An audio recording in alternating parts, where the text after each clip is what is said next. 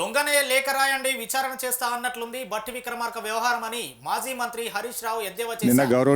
రేవంత్ రెడ్డే దొంగ, రేవంత్ రెడ్డి బావమరిదే మొదటి లబ్ధిదారుడు అని చెప్తుంటే రేవంత్ రెడ్డితోనే మాట్లాడతాను అంటే ఎట్లా అని హరీష్ రావు ప్రశ్నించారు.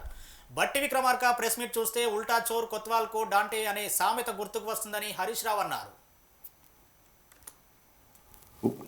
బట్టి విక్రమార్క గారు, హరీష్ రావు గారు నాకు లేఖ రాయండి, నేను రేవంత్ రెడ్డి గారితో మాట్లాడతా.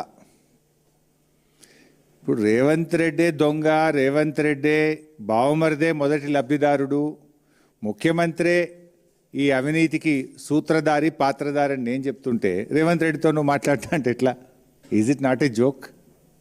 ఇది ఎట్లుందంటే బట్టి గారి ప్రెస్ మీట్ చూస్తే ఉల్టా చోర్ కోత్వాల్కు డాంటే అనే సామెత గుర్తొస్తూ ఉంది.